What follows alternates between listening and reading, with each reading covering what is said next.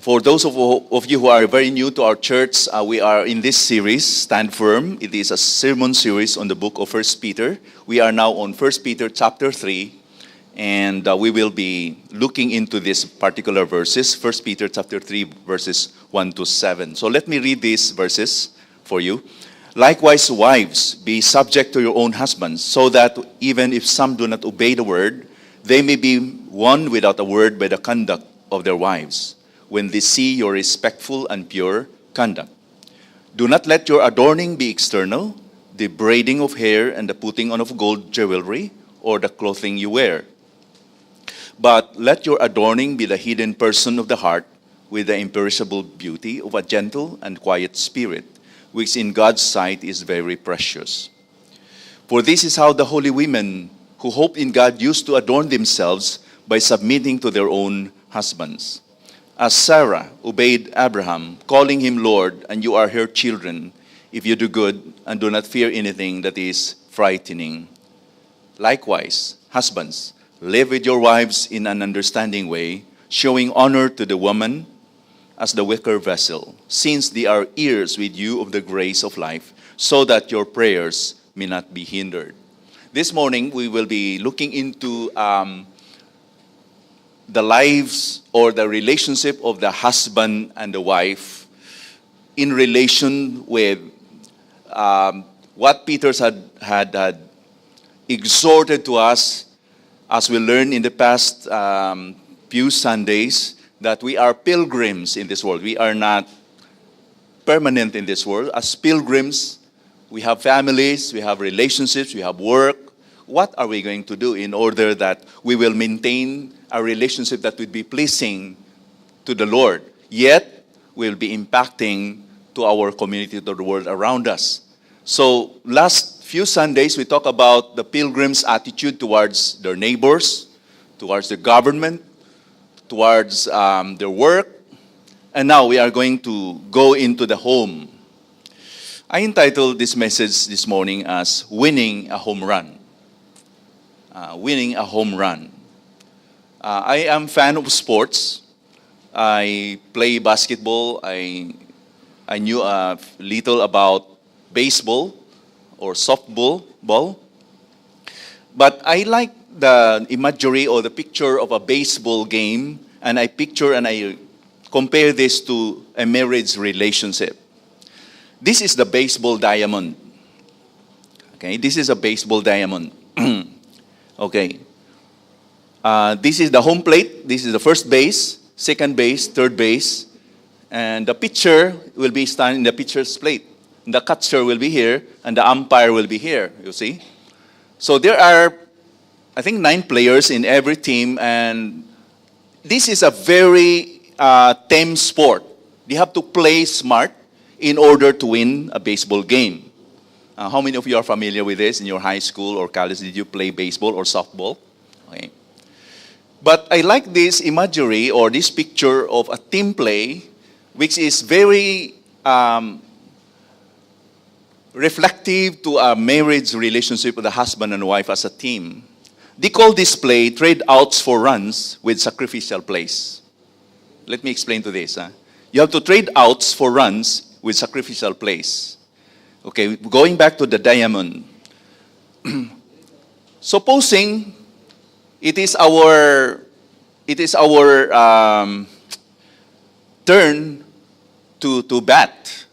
We are on the offensive. You are in the batting inning now. I mean, baseball are classified with innings. There are 7 innings, and every time it's your in, it means that you are the batting team, and the defending team, we have to defend the home run. So supposed to be there is a runner at the third base, 1 base more for home run, for score, and you are the batter.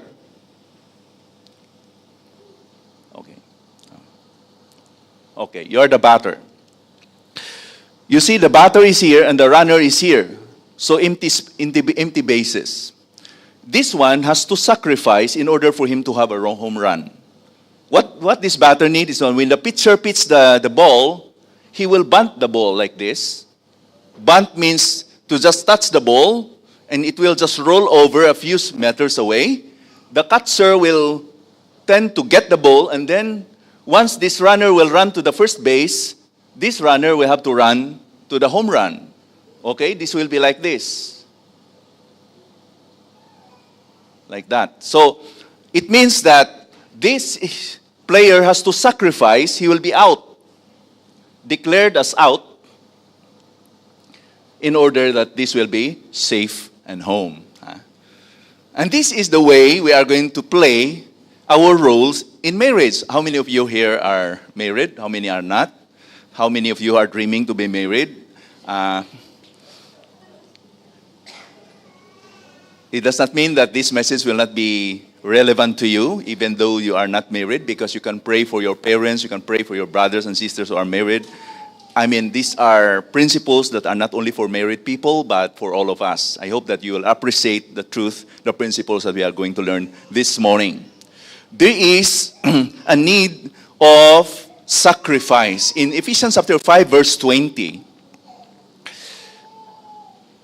it should not be verse 21, it should be verse 20.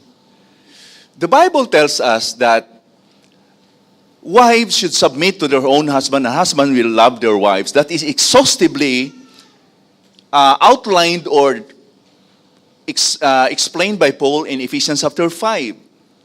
Though most of the time, we always look into the wife's role of submission to the husband alone, but without taking notice that previous to verse 21 is verse 20. And verse 20 tells us that there is a mutual submission between the husband and the wife, submitting to one another. This is the sacrifice that a husband and the wife should play for a home to score a home run. I mean, husbands, don't be surprised. You need to submit to your wife as well. And we will be looking to that later. In verse 1, in 1 Peter chapter 3, verse 1, likewise, in the same manner, putting us back to the context. In verse 7, likewise, husbands. So both were exhorted by Peter to look back how the servants should submit to their masters, how we should submit as citizens to government, and how Jesus submit himself to the will of God. So we can see with these verses, like 1 Peter chapter 2, verse 13, is the submission of everyone to every human institution. Verse 18, servants to master. And the example of Christ. Christ submitted himself to suffer for us. He left us an example so that we might follow in his steps. So submission is the play. We have to embrace this sacrificial play of submission in relationships, especially in homes, in order that we will be able to move on as a team, as designed by the Lord for husbands and wives, that we will be fulfilling the will of God in marital relationship. So this morning, winning a home run. So we ask this question: how to trade outs towards winning a home run? And there are two focuses this morning. The focus is for wife towards an unbelieving husband. And in verse 7, it will be the husband's winning over a weaker vessel, or submitting to a weaker vessel, his wife. Okay, so the first is wife submitting to an unbelieving husband. In verse 1, wives, be subject to your own husbands, especially to those who do not obey the word. It's easier, it's not so hard for a wife to submit to a believing husband, to a husband who loves the Lord, who is godly, who deals with her with love, with understanding. But there were cases in the time of Peter, as he wrote this epistle to those provinces in North Turkey, that there were wives who became Christians, but their husbands were not. They were not persuaded. The thought here, or the description, they did not obey the word, means that they were not persuaded to believe the gospel. Why is it that there was a situation like this in their relationship? I believe that this relationship of husband and wife, this started that they were just pagans, but because they heard the gospel, the wife responded and she became a Christian. But the husband did not become a Christian. He is still an unbeliever. He's still skeptical towards Christianity. And this is very difficult, folks. Why?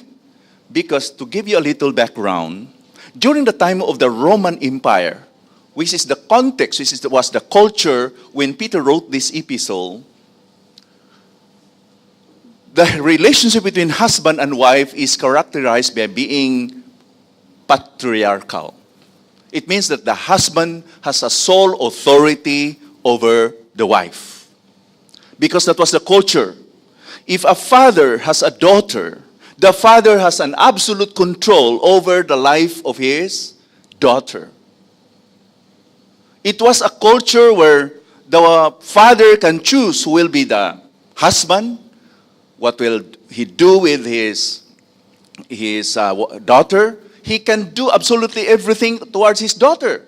And the daughter will just absolutely submit to his father. Now, if there is a man who will marry his daughter, that relationship will be transferred to the husband. So the husband now becomes like a father who has the full authority over the wife. That was the characteristic in the ancient civilizations during the time of the Roman and even on the Greek Empire. That the husband has the absolute control. Now, we are not like that anymore at our times. So can you think here, can you imagine how difficult was it for a wife to submit to a husband like that, especially when she is a Christian? Now, I understand when a wife will become a Christian, she is so excited about her faith that she begins to share the gospel to her husband. She wants to persuade her husband about the newfound faith. And naturally, she will talk to her husband, not only once, but many times. But because of this culture, because of this relationship, the husband, instead of believing, will sometimes be estranged and we become hardened. Why? Because, number one, this wife has a new allegiance to a new God. I believe on a different God, so he's not following me. So there is a suspect of the wife, the husband, that the wife is not submissive, is rebelling. And added to that, Christianity during the time was a heretical religion. It was not acceptable. It was a religion that was characterized by so much unpopularity because of being a heresy. So it was very, very challenging for a wife how to persuade her husband to believe Christ, the gospel. But the more she shared the word, the more she estranged the husband, the more she drive the husband into disbelief or into unbelief. What she will do? There is a way that she will be able to win the husband. We always say that in marriage is a relationship where you are not going to change both partners.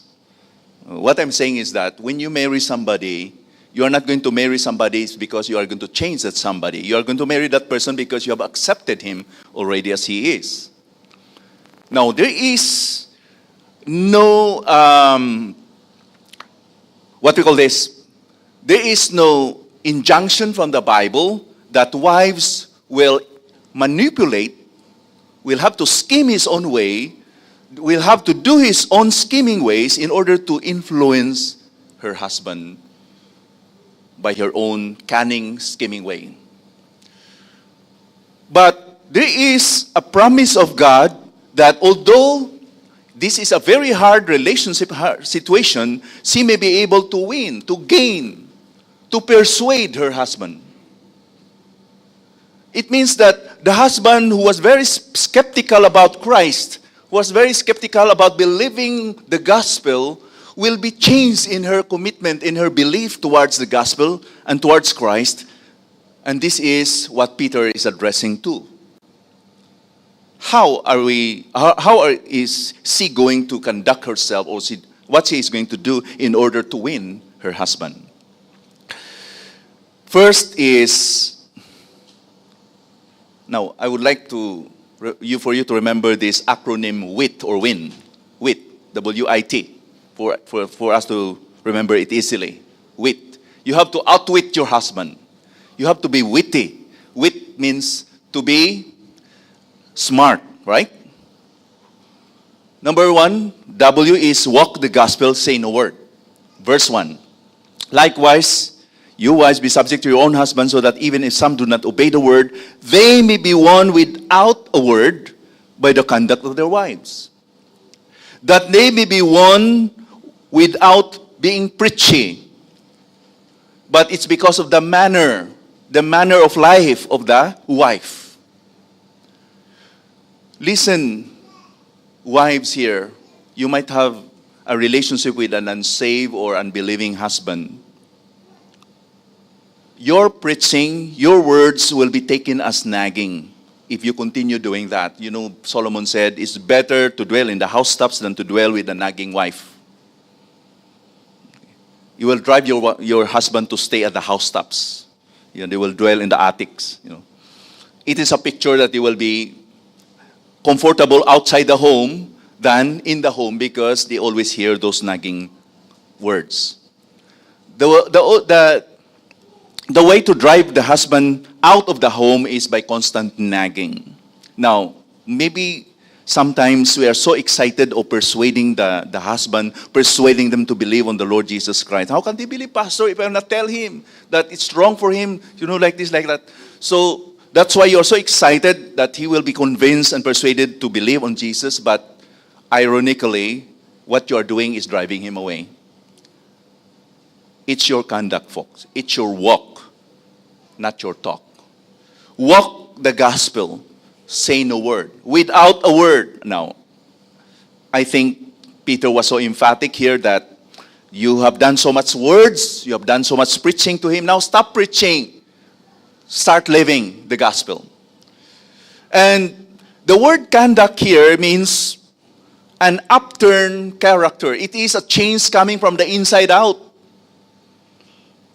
So these ladies, these wives, were not Christians before. Their behavior, their character, they were not that submissive, they were not quiet, they were not gentle.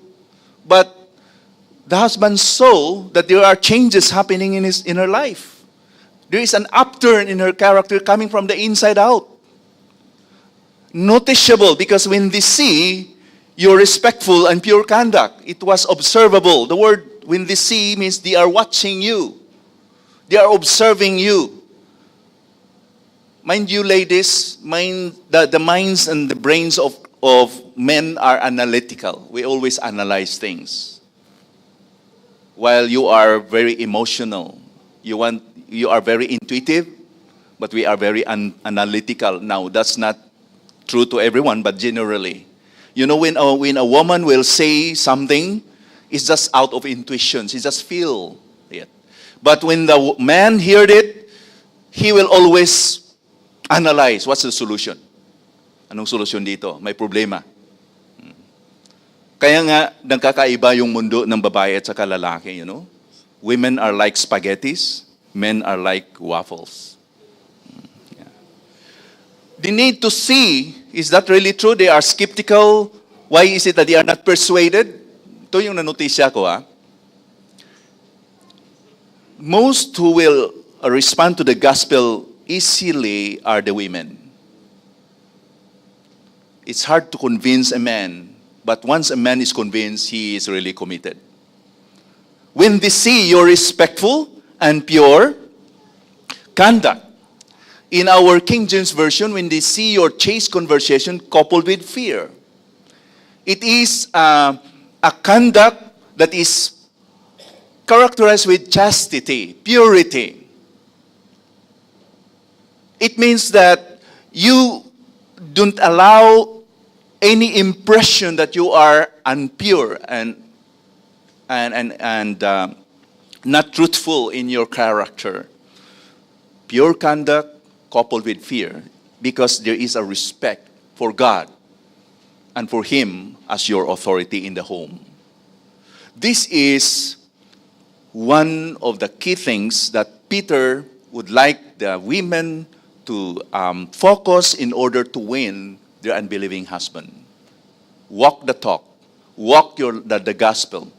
Walk the gospel in the sense that if you really believe on the Lord Jesus Christ, that He died for you, that you are saved, that you are secure in Him, live the gospel. Let Christ live in you. You know, Christianity is living, not following Christ, not emulating the example of Christ. Now, don't mistake me.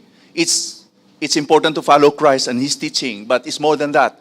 Christianity is letting Christ live out in my life. It means that it's not anymore me, but it's Christ already who is in me, and I live not because of myself, but because of Christ. Galatians chapter 2, verse 20. We know that, I am crucified with Christ. It is no longer I who live, but Christ who lives in me. It's no longer I, but Christ. And the life that I now live in the flesh, I live by the faith of the Son of God who loved me and gave Himself for me.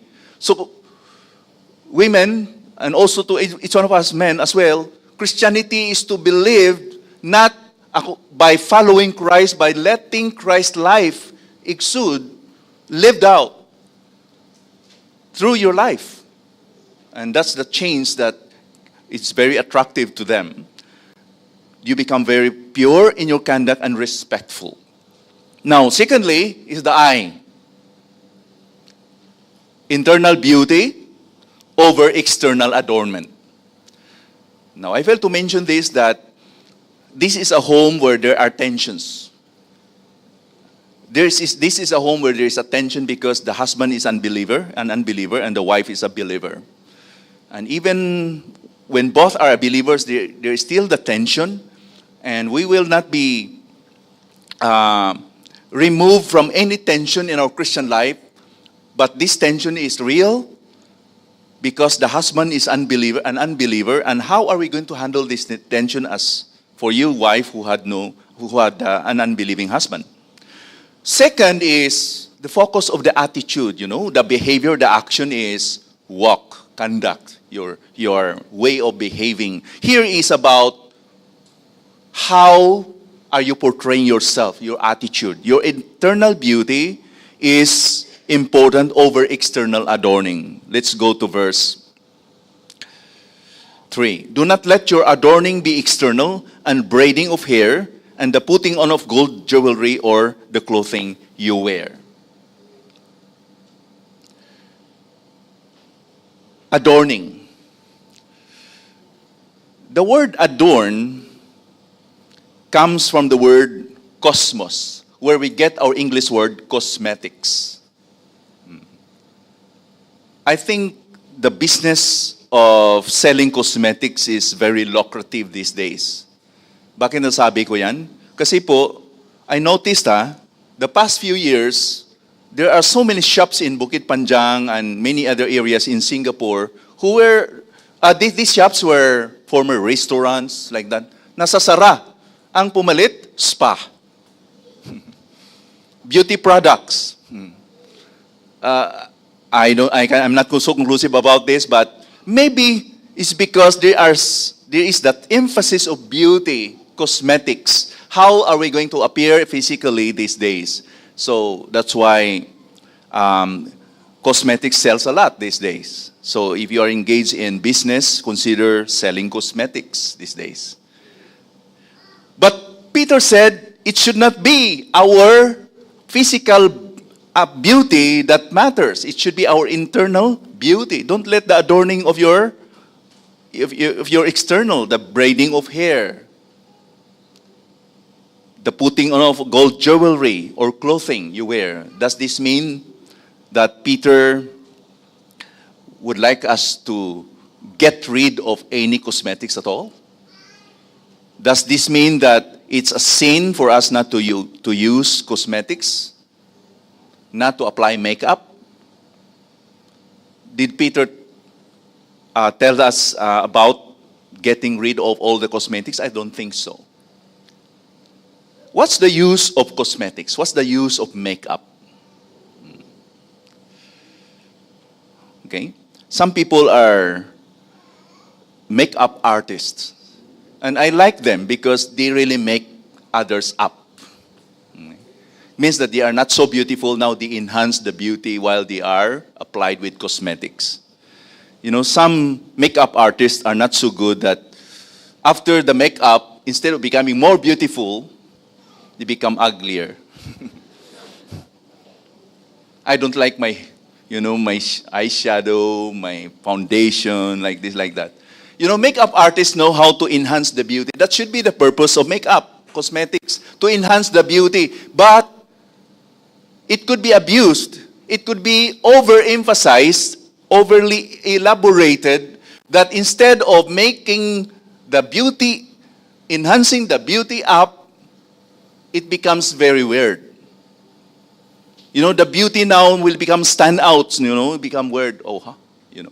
How come that he appeared like that? You see, take note of all the fads and fashions, go into the magazines, surf into the website, you Google it, the fads and fashions. Some things are appearing really very weird. Now these days, the norm of art is really distorted, right? The norm of art is really distorted. Beauty should be a form of art. But the sense of what is art has become so distorted because of the values of people. Sometimes, I'm just wondering why a guy will wear a blue shoes on his right foot and a green shoes on his left foot, And when he had his nail polished and then having some cutics, one finger had black color, then red, then blue, then green, so it's like a rainbow. When they had hair dyed, they are going to dye with different colors, And what happened is that they are not enhancing the beauty, but instead they are making themselves a standout, that they become very, very unique, different, and sometimes it catches so much attention. Why? Why is that they are doing like that? Now, I am not so conclusive about the reason why, but because maybe some people would not like attention. Why is it that people would like to appear beautiful? Why is it that you and I would always like to become beautiful in our appearance? Because there is an inner need for us, there is an inherent need for us to be accepted. There is an inherent need for us to be respected. There is an inherent need for us that we will be belonging to a certain culture and norm. And because of that, people would like to follow the Joneses. They want to keep up the Joneses. It means that what is the fad and fashions today, we have to follow that in order for us to be accepted, to be, belong to them, that we are in or with them. But as Christians, we have a better and a more reasonable motive or motivation why we are accepted. We are accepted not because of how we appear, but because of what God has done in our lives. It means that it's not what people or how people treat us that matters so much, of how they look at us. It's how God looks at you and me that should matter. 1 Timothy chapter 2, verse 9 and 10, Paul enjoined the women, particularly, that they will adorn themselves with proper clothing, modestly and discreetly. What is modest? What is discreet clothing? I think it should be balanced. There should be style. There should be some kind of attractiveness, but not overdo it. It should be balanced. Not with braided hair and gold or pearls or costly garments, but rather by means of good works as befits women making a claim to godliness. That's a sober reminder from Paul here in 1 Timothy. So, don't emphasize on the external adornment, but instead the hidden person of the heart with the imperishable beauty of a gentle and quiet spirit, and so on and so forth. The hidden person of the heart, the secret person in the heart. It should be the inside beauty, the internal beauty. It's the beauty that is in the heart. Listen, ladies, the way to a man's heart is not the stomach. The way to a man's heart is the heart that is pure and quiet and gentle. The way to a man's heart is a heart that is beautiful. The hidden person, a beautiful heart with the imperishable beauty of a gentle and a quiet spirit. You see, this beauty is undecayed. It's long-lasting. It will last with time. Cosmetics, external beauty will not last with time. No matter how you apply cosmetics, you have plastic surgery, Botox, whatever. You go to Korea and have your face changed. Oh. Pinaritoke mo yung tsura mo. Okay? Let me Englishise that. You retokaize your face. It is said that Korea is the number one country who had number one in plastic surgery. Why? The emphasis so much on physical beauty. But it will not last. The Bible tells us that it's only the gentle and quiet spirit that is imperishable. So focus on those, ladies. The imperishable, the undecayed beauty of being gentle and quiet. In our King James, gentle means meek. Quiet means tranquil, settled, calm. There is an inner calmness inside. And this beauty is very beautiful in the sight of God. And let me tell you, if this beauty is in the wife with an unbelieving husband, the husband will take notice and will become honored to have this wife. But Solomon said in Proverbs 12 verse 4, a virtuous woman or an excellent wife is the crown of her husband. But she who brings shame is like rottenness in his bones. A virtuous woman, a wife who is excellent, is described as a crown of the husband. My pastor friend said, it's either you are a crown of thorns or a crown of glory. You see, a crown. What is a crown for? A crown is a symbol of honor, right? A king is proud to wear a crown because that's a symbol of glory and honor. When the man will pick that crown and put it on his head, that crown is higher than him, right? And he is not ashamed to wear that crown because that crown gives him the honor and the reputation. The men are men because of how their wives behave. I'm talking about men, we husbands, we are what we are because of our wives. I remember when I was a young pastor, I cannot climb into the pulpit and preach unless my wife will see to it that I look good. I don't wear that. Wear this. Okay, you look sloppy on that. Change that, That was what my wife was. So I was very obedient to my wife. So the wife is the crown of the husband because you are the honor to your husband. Or else, the second part of this verse, you will bring shame to him. You are like a rottenness in his bones. You are a dishonor to him. You see, husbands are dependent, or at least they depend on the honor that they get from what the wife or how the wife behaves. So that's why you have a very important role in the lives of your husbands. So don't complain. You see, nakikita ko dito na may mga sawa whose character and attitude toward their unbelieving husbands make their husbands move further and further away from the gospel because they are so critical about their husbands.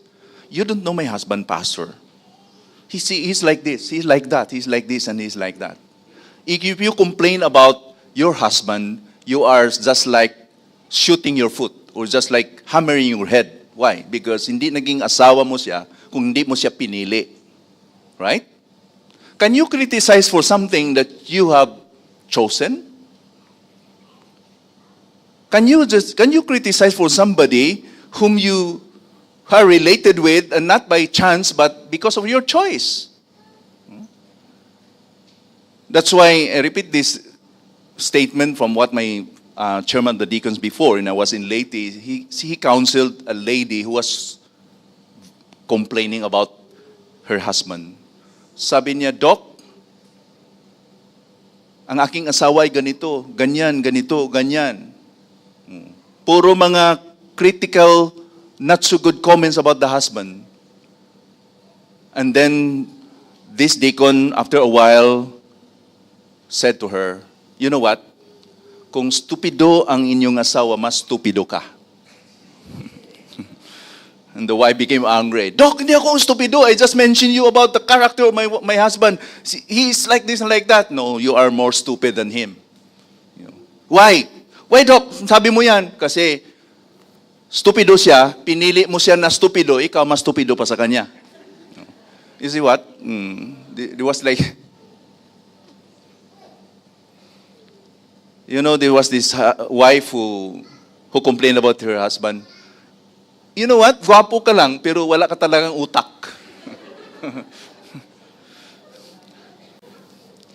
Kasi hindi naintindihan ng asawang lalaki, no, the husband. Ngumiti lang yung asawa. So, honey, pasalamat ako dyan. Ginawa ako ng Panginoon na gwapo para mahalin mo ako. Ginawa ako ng mangmang para mahalin ko kayo.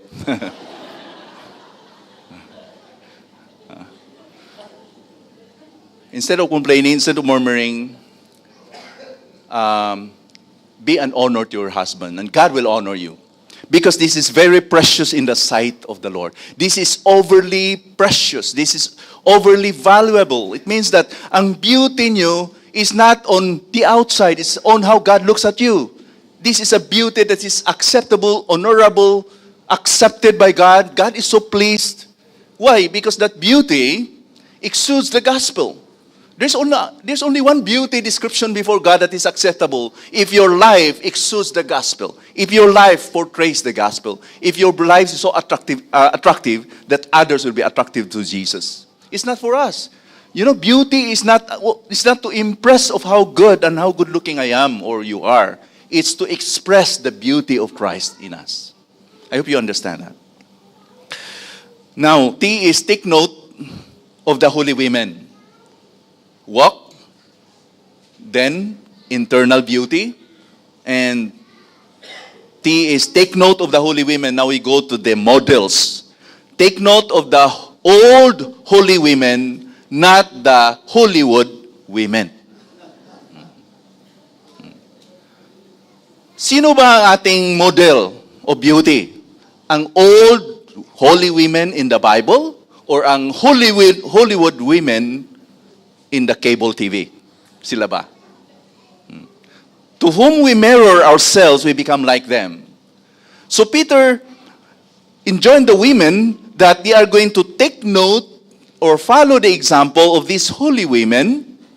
They are distinct, holy, they are distinct, they are exemplary, and they are hoping in the Lord. These women hope in God. One of the characteristics of these women is that they have a strong hope in God. Now, one of the definitions that I embrace about hope is faith expecting something good in the future. What is hope? Hope is faith expecting something good in the future. Pag may hope ka, may pag-asa tayo, numaasa tayo na something good will happen in the future.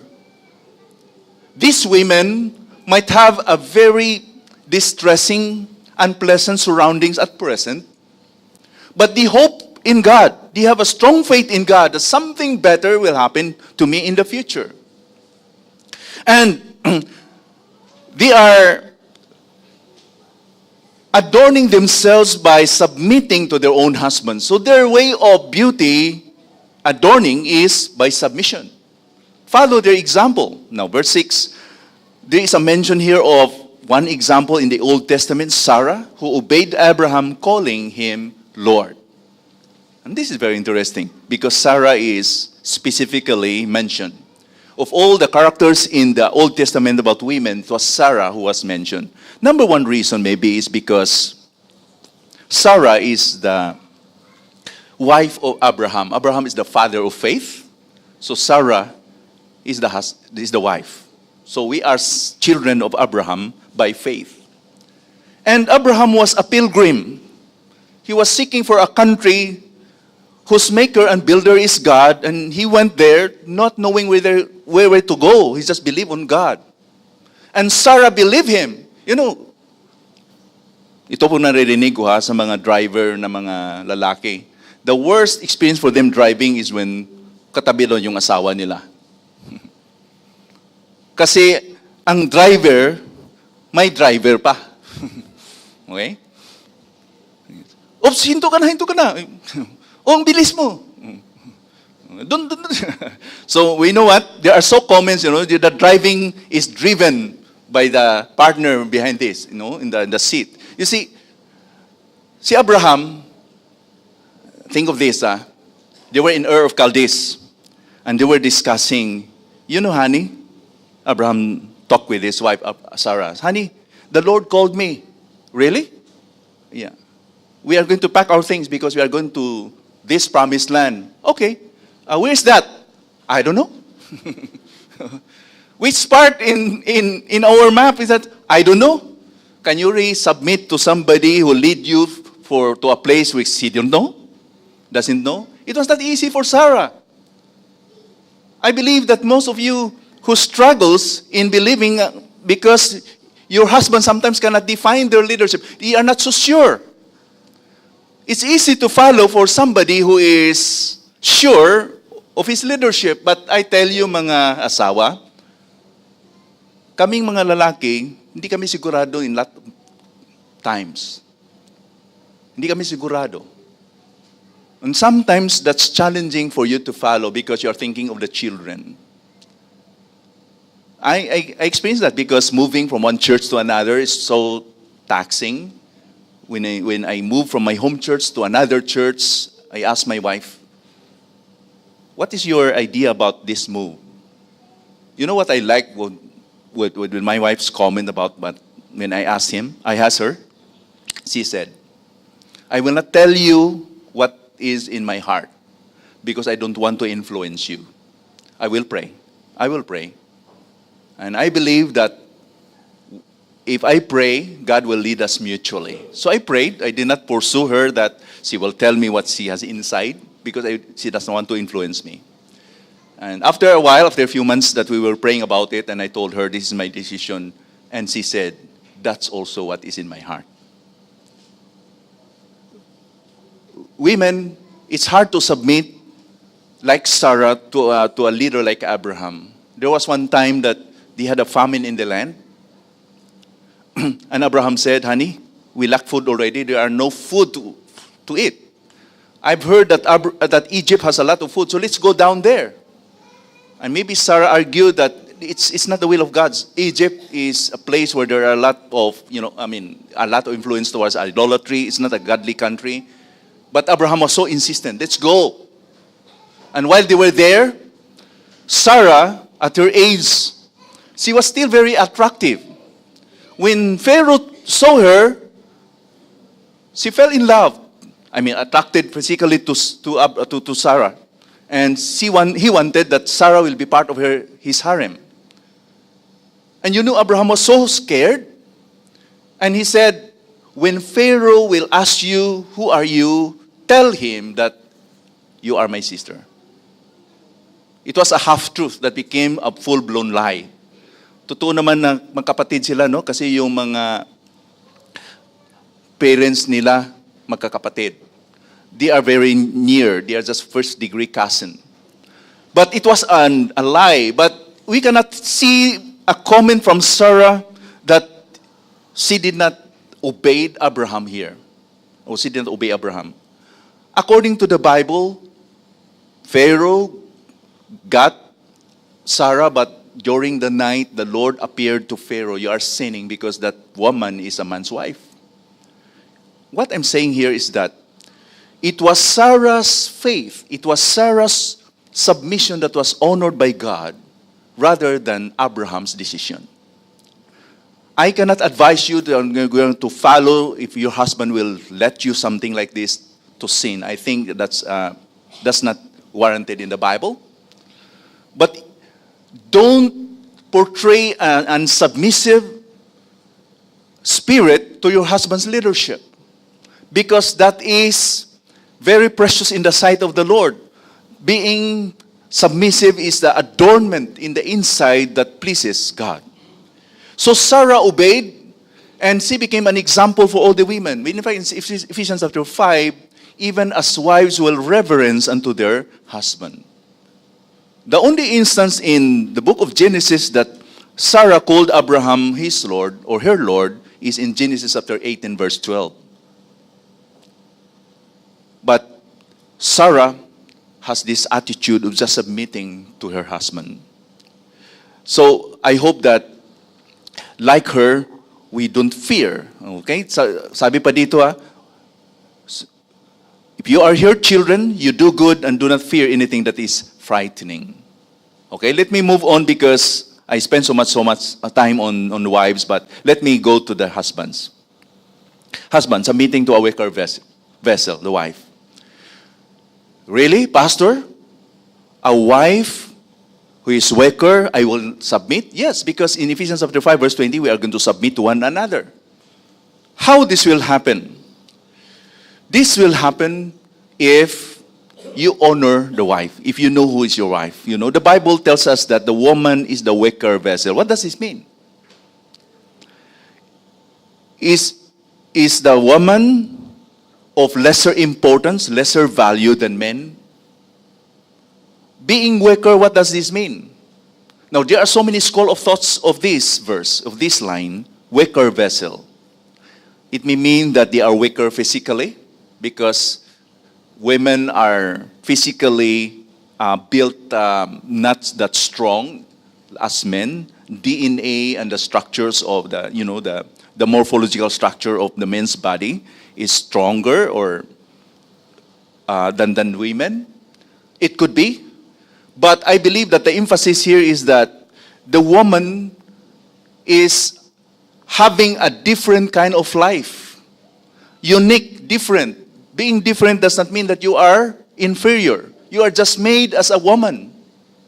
I like what this guy said, that the woman was taken not from the head to be equal with man, not at the foot in order to be trampled by man, but on the side to be loved by man and to be embraced by man.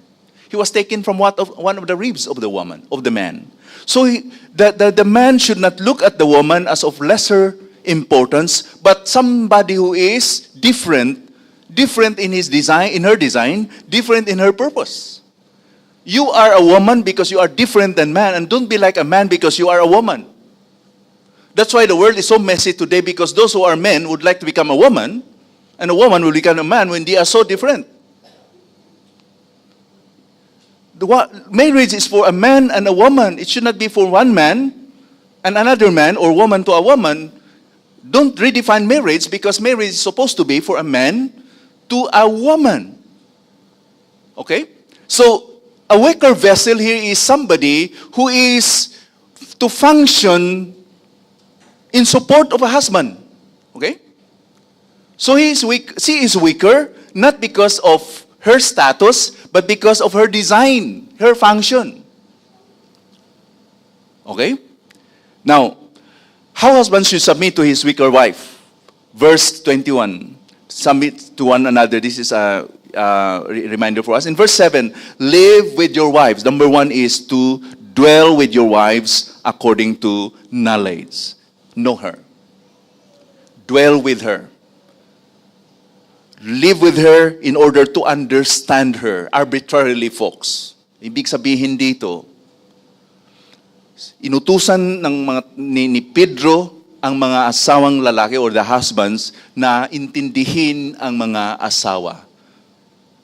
Make effort to understand your wife because your wife, although you are analytical, you can solve mathematics, mga asawa dito who are engineers, you can solve mathematics. You can solve integral calculus, differential equation, or differential calculus, or whatever kind of math. But your wife is more than all the mathematics you learn. Okay? Once you get married, you are enrolled in BS Gynecology. You have to understand your wife 24/7, wherever, whatever the situation is. Because ang asawa, hindi madaling intindihin. Amen? There was this wife who approached the husband and said, "Honey, I have changed my mind. I think I have to do this." Now the husband said, "Are you sure that this time it will work?" You know, wives are changeable, and they are that way. Don't be like a man because you are a woman. If you change, that's okay. Because you are a woman. That's why a man who understands his wife na magbihis sa umaga bago pa sa church, yung asawa, "Honey, dalihan mo na, time na. Honey, mapili pa ako." You know? Kasing daming damit yan. Hindi siya makadecide kung anong isusuot. Ang dami. Bakit ba ganun ang asawa? It's because they are women. Men are not like that. So, my suggestion is that if you are tired waiting, read a book. You can finish a novel in 1 month. Or you will write a novel in 1 month by waiting for your wife to get dressed. Or you go shopping and then you just roam around, cannot buy anything. That's a woman. You go to the Starbucks and enjoy your coffee there. Instead of complaining, "Why is it that my wife's like this?" They are like that. Understand them. Dwell with them according to knowledge. Know them. That's why it's important for Peter to instruct us to live with them. That's why mga lalaki noon na they are not Christians, it's hard for them to live with their wives who are treated as inferior in their culture. But as a Christian, you have to live. Because in Galatians chapter 3, verse 28, there is no other men and women, slaves or free, but you are one in Christ. Know them. Number 2 is showing honor to the woman as the weaker vessel. Honor here. Showing honor.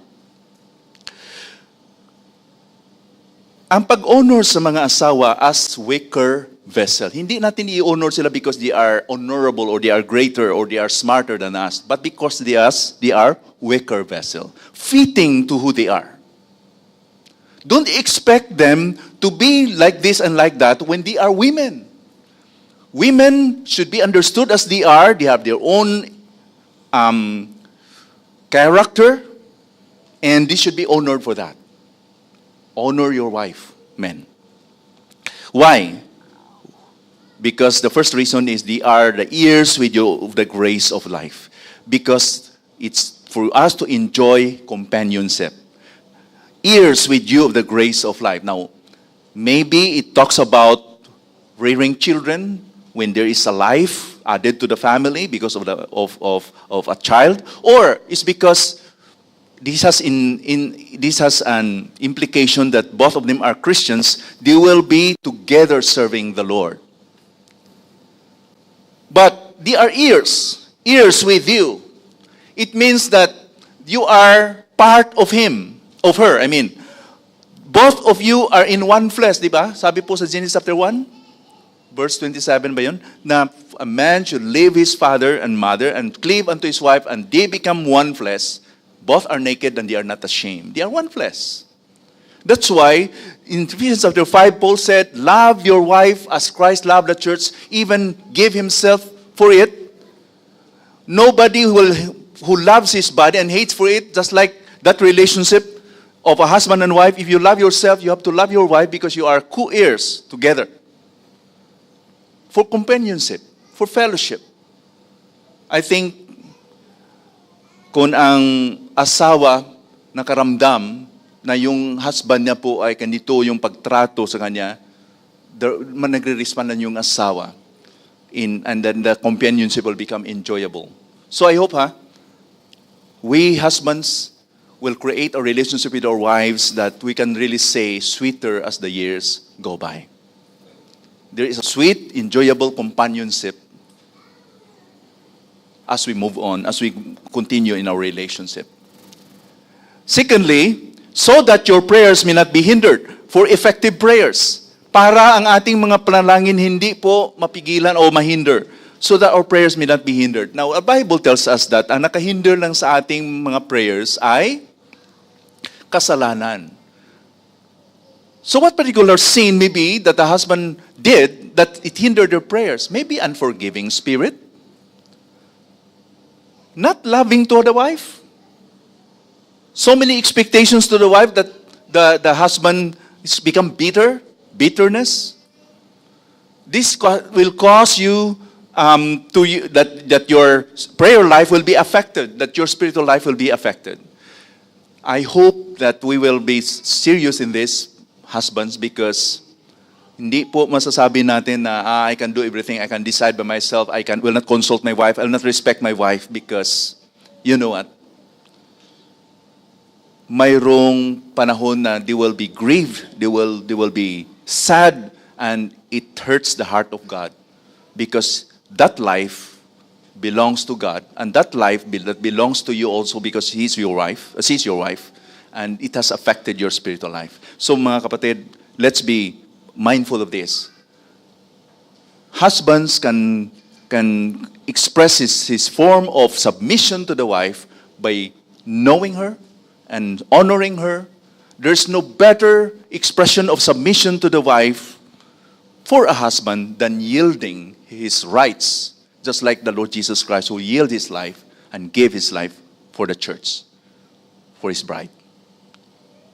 I hope that this will encourage each one of us to consider. Let us pray.